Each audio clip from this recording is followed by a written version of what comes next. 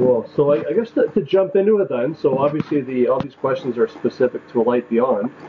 The one thing I did find about Light Beyond is, it's a bit of a turn from your usual work, considering there's no supernatural aspects whatsoever in this one.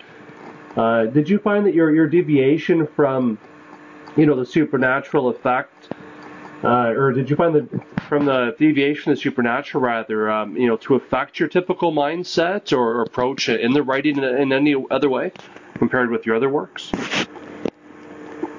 No, not really. I mean, usually the supernatural is an element of the story. It shouldn't necessarily be the main part of the story. I mean, like the werewolf saga, for instance. Yes, they're werewolves, but what they're actually dealing with is stuff that anybody can relate to, I think. And the werewolf stuff, with a lot of the kind of metaphorical anyway, depressed rage, lust, things we can't live out in a civilized society.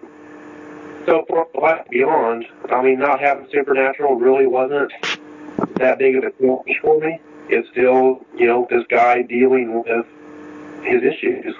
And this time it just did not involve ghosts or werewolves or anything like that. Okay, very cool. And how long, did A Light Beyond, formulate in your head before you actually sat down to write it?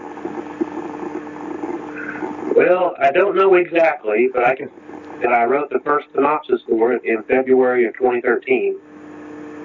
And I sent it to the agent I had at the time, and he didn't want it. He had a very specific thing he wanted me to write, and we never did come to an agreement on that. I can definitely trace it back to February of 2013. Gotcha, okay.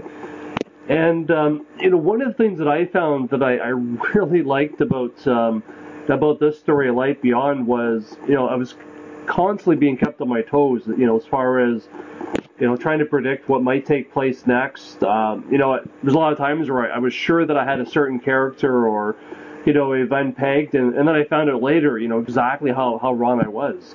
How much of the story, in the foreshadowing in the story, how much of that was pre-planned and, compared to how much of it was just as much of a surprise to you as you were writing the story?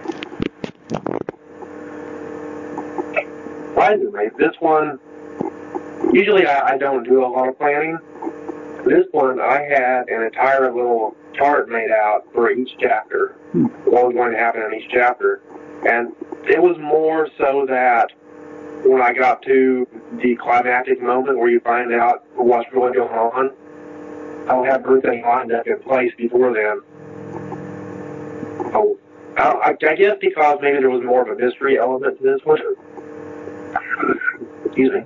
More of a mystery element to this one than, most of the supernatural horror fiction. It did take a lot more planning. So, yeah, the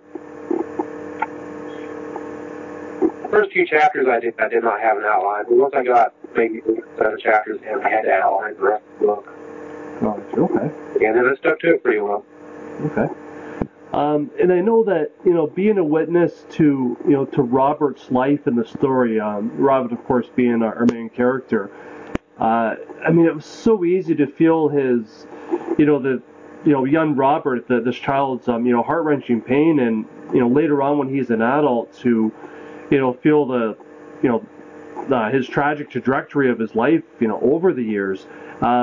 Where did you find yourself drawing from, to be able to connect, us, the reader, so closely to, to a character like Robert as he's depicted in the story? Right.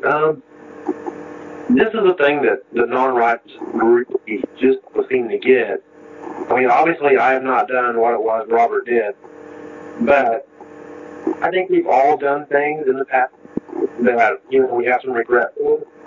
If we change, we can go back and do it again. And that's where I drew from.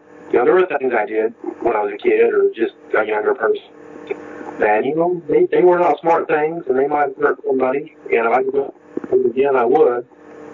But for Robert, it was simply a matter of, magnifying and refocusing stuff and projecting that onto him. Okay. And I guess the sort of the flip side of that question as well. I mean, as beaten down of of a human being as Robert eventually does come into light beyond, it's really hard not to see a certain degree of innocence that seems to have stuck with him ever since he was a young boy. Steve, do you think that maybe without that boyish quality, do you think the outcome for Robert would have been any different? I mean, do you think that readers would have reacted maybe any differently to him if he didn't have that sort of innocence that stuck with him all throughout his life? Oh, definitely. I mean, with everything that happened to him, Robert, I'm a real asshole. And that was definitely a path that was open to him. But because of, other things that happened, the love he felt for Aaliyah, what he did not see in his parents, this kind of thing, that just is like preserved the innocence. And had he not had that, I don't think the readers would care about him really at all. And of course his outcome would be different, because one of the things we see over and over, Robert, is he keeps trusting. He's too open, and that's what leads him down into the subway in the first place. Right. Okay. And I guess, sort of to piggyback off the idea of his evolution and all the changes that went on in his life throughout the book, regarding your own editing process, how did you find that your first draft, the story might have compared with the final product? And piggyback off of that question, was the end results and the differences, was that typical of most of your stories? This one actually required less editing than most, and I think a good part of that is because I didn't get distracted during the writing. I pretty much wrote every day and got it done. Now, if you go back and look at the original synopsis, there's quite a few differences. Okay. And the original synopsis, instead of being in the subway, he was in an alley. There were a lot of subtle differences there. But as far as the complete rough draft and what was actually published, the biggest change, I guess, would be I went back and forth on the role of the rats in the subway.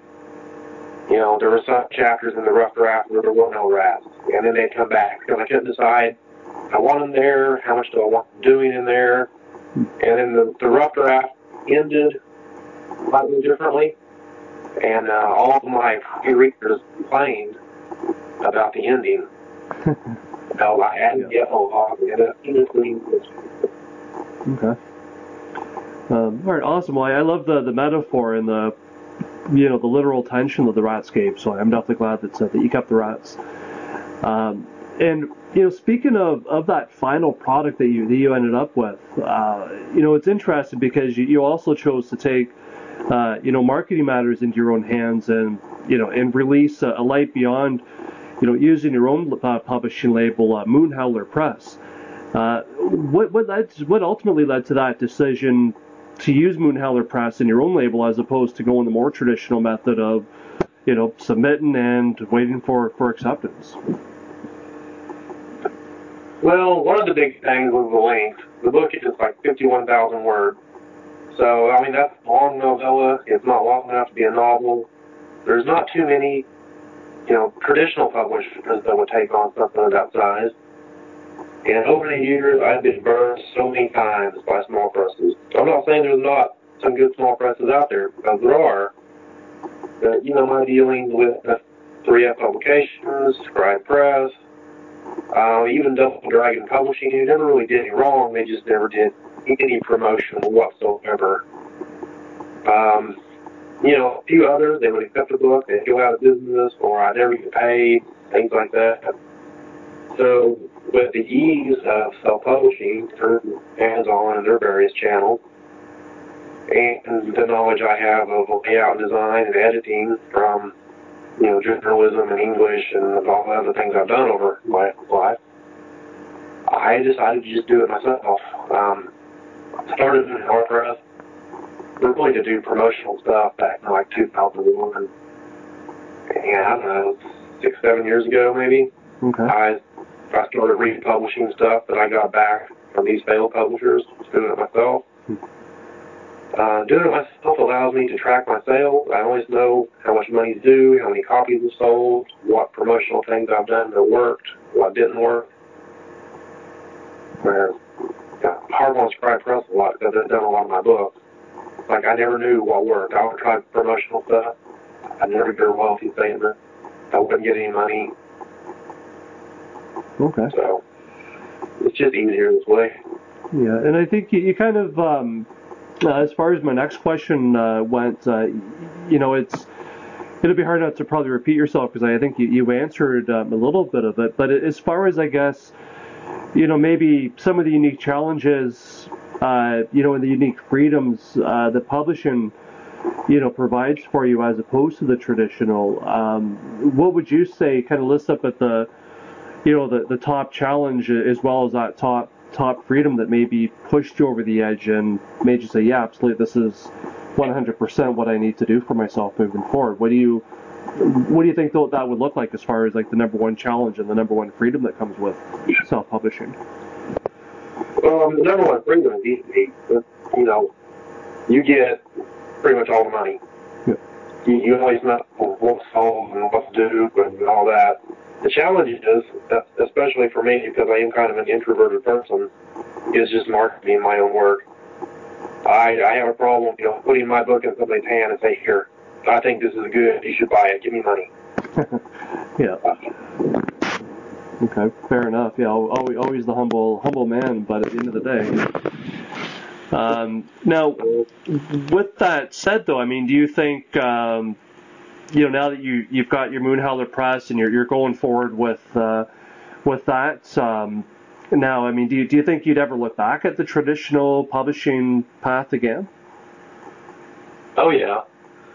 I've got a book coming out next fall, co-authored with Carrie Jones. It's going to be from Tor Publishing. So, you know, they're a pretty big deal. And that's actually the first book of a series, so we're hoping that will take off. Okay. And I've written some of, you know, this was a young adult novel with Carrie, with supernatural stuff. I've written a young adult novel that I'm hoping Tor will take a look at. They keep promising they will, you know, as this other book moves down the editing process. Okay. So I have another book called The Teacher, which is loosely based on things that I've witnessed as a teacher, with, you know, a story around it. Yeah, okay. And I would like to find a traditional literary publisher for that. But I don't know. I mean, the thing today is you send something out, and it's like if they're not interested, they don't even respond at all. Yeah. And it's so hard to break in. A friend of mine, Harvey Stanbro, he's completely done with traditional publishing. He doesn't even try. He writes stuff and publishes it. He does several books a year, and he does pretty well at it. So, you know, eventually I might give up on it altogether and just do it myself. Okay. Now, assuming that things, you know, do work out really well and that the plan comes together as far as, you know, the added exposure that you're getting, you know, like you said, with Tor Press, and that, you know, that maybe, you know, having your own press as well really opens things up for you going through conventions and that. Given all that works out fairly well for you, what do you think is next, you know, as far as your writing and Moonhowler Press goes? My apologies, that's probably more two separate questions, but maybe not. Well, with Moonhowler Press, I mean, I'm a little interested. I'm a little interested in branching out and publishing other people, but I'm just not ready for that right now because that's going to involve a whole lot more bookkeeping than I'm ready to do. Because, you know, I don't want to be with the next publisher who's not paying. Right. And with me, it wouldn't be that I don't want to pay him. It's just, you know, I get behind on and stuff, so I don't want to do that. But I would like to expand and publish some other people. I have some friends who have also had bad book deals, and they've got all their rights back, and, you know, they need their books out there again. As to myself, probably the next book that I will release, and it will be Moonhowler Press, it's kind of a return to my werewolf story. However, it's a little different. It doesn't involve the characters that we already know from the book. this goes back to the Viking Age and is really more of a historical romance built into early age of my werewolf mythology. It's a little different. Okay, very cool. Very much looking forward to both of those things. And yeah, and all the best of luck with Moonheller Press as well. It's exciting that you at least have another avenue for your work, even despite, like you said, all the hurdles and shortcomings of some of the small press guys that you've had to deal with. So I definitely wish you all the best of luck with that. And again, thank you so much too for this interview, Steve. Really appreciate that. I know you're fighting a bit of a cold, so I appreciate you putting yourself out there for us. Was there anything else that you wanted to add before we wrap this one up? I can't really think of anything. I appreciate you giving me the opportunity to do this interview and all the promotion you've done over the years. All right, excellent. Well, always my pleasure, Steve. Thank you.